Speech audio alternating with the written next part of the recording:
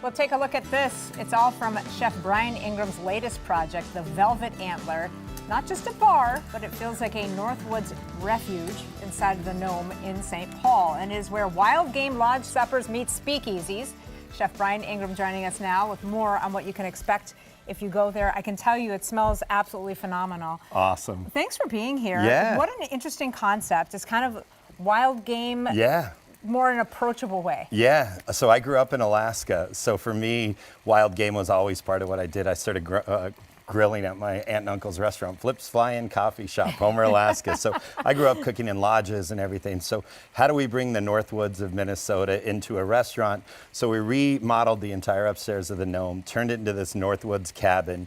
And then we wanted to do maybe wild game that people had never tried, like elk and bison and wild boar, maybe some duck confit, and then using pickled fiddleheads and different flavors that maybe they'd never had before. And I like the idea that this is kind of a tapas bar, if you will, because that makes it like, hey, I don't have to try a whole 20-ounce, piece of elk. We're gonna split it with neighbors and friends, and we're gonna have that community sort of part of it too. It's to come in and share and tell stories, and we really invite people to tell stories. We actually have Chef J.D. Fratsky that's coming, and he has a new book. He's a local chef, and he's going to be telling stories. So we really want it to feel like you're at a cabin, and maybe grandfather, your uncle are sharing stories. So, I love it. By the way, I told you the first time I had ever had bison was at the Nome. Yes. So let's talk about what you have here today. Yeah, so right now we're cooking our bison, and we do this with a mustard vinaigrette. And we really wanted to infuse different flavors. So our elk we do with kind of an Asian chili crunch.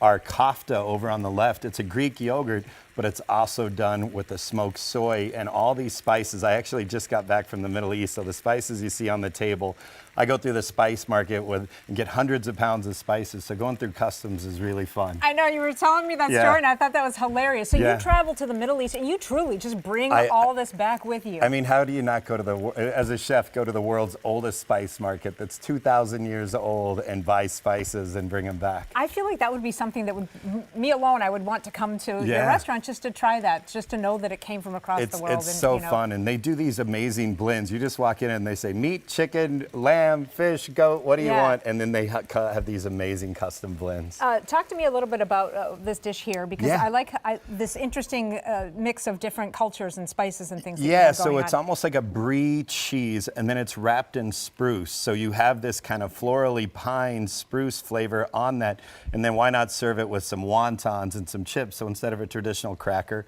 doing it a different way. And then our duck confit in the restaurant, that has a cherry gas streak that's over it, and then it comes with an Italian focaccia bread. So for me, I come from a really diverse family. My dad's American Indian.